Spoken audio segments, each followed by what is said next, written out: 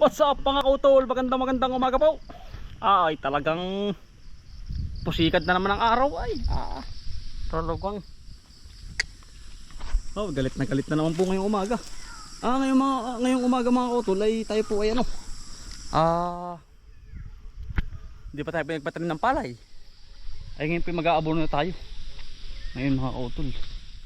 At nalago na, tindig na po pati. Yan yung ating palay. Kalapit lang naman po ng ating halaman. Naroon yung ating abono. Utol.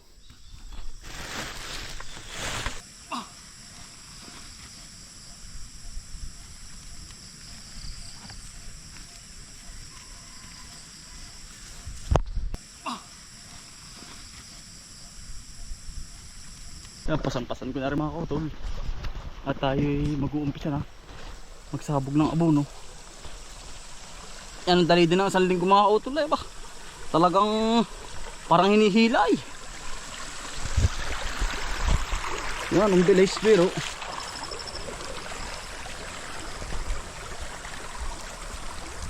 yan narap yung ating palay.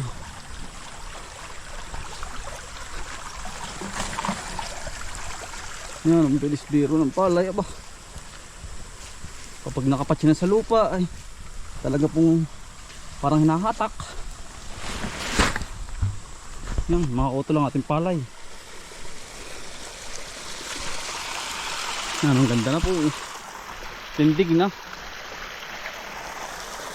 Magkakasuhin agad. Kabaga na po yung abunuhan ng unang sabog ng abuno. Orsado. Orsado ang ating palay. Lago agad mga auto. Yan, ganda na. Yan ang bilis birong bumerde po ay. Walang init ay. Mga utol yan Ay di ang paglago ng palay ay mabilis din kahit sa halaman.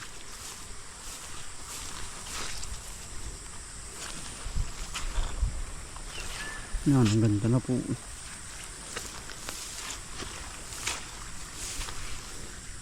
Sasabugan na natin. Para po mas lalo po bang yumago ang kung kanyang pag-alsa. Tayo bagong ligo mga kautol, talagang fresh na po. Kaya lipawasan agad. Baga na rin nangangalit na init ng langit tayo aba. Huwag lang tayong mga kautol ang tawag dun. Yung papadehydrate po, balaging inom ng tubig mga kautol. Para sa ating kalusugan at ingat na rin. Yan. Ganda na. Utol.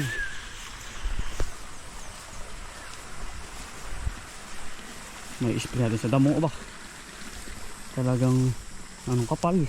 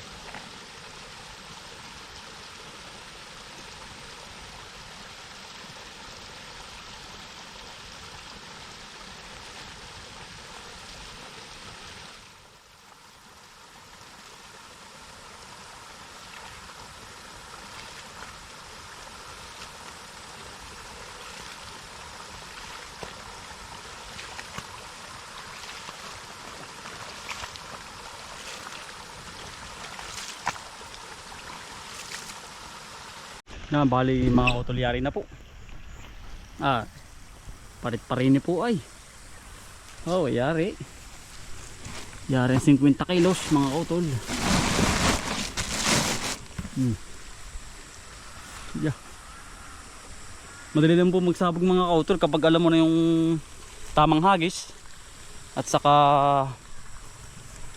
yung pagbato mo kailangan ay sakto ito ay. Sa 50 kilos hindi susubra, sakto lang. Ay matagal lang po tayo tutubigan, di kabisado natin yung timpla ng pagbato. Kailangan po pare-parehas mga kautol ang bato. Dahil kapag hindi mo makaparehas yan, may ulbok-ulbok, may makapal, may hindi. Kailangan ano din, tamang bato rin po. Yan. Yari na mga kautol. Ay, may nangkapa din yung mga kautol. Hinog na rin. Nangangamoy na ay. Ay, hinog lang nga po. Yan natin.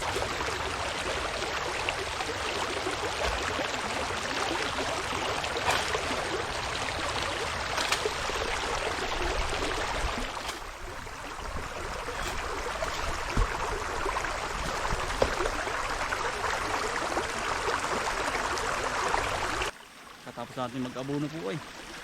Nakawagat naman tayo din ng kaong. Dito mga kapatid yun. Walang problema. Na prutas.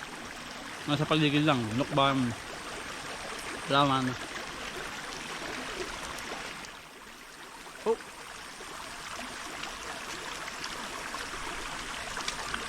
Magagap tayo mga kapatid dahil ano po ay. Iba pa pag maagap, marami pa nagagawa. Tayo pwede sa 4 gising na. Dahil amis ko pinapasok na. Eh hatid wala na mas maagap dahil magluluto ko pa sa umaga. Para sa bukid maraming gawa. Nga utol. Ayan po, matas-katas.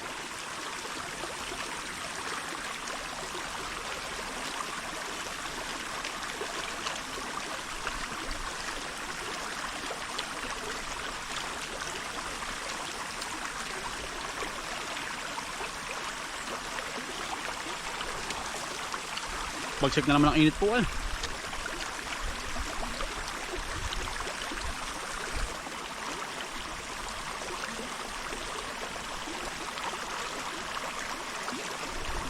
Matampis pumako po yan.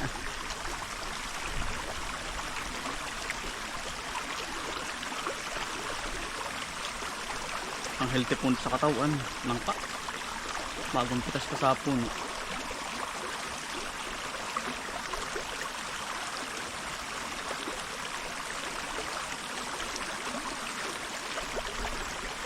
At paano mga utol?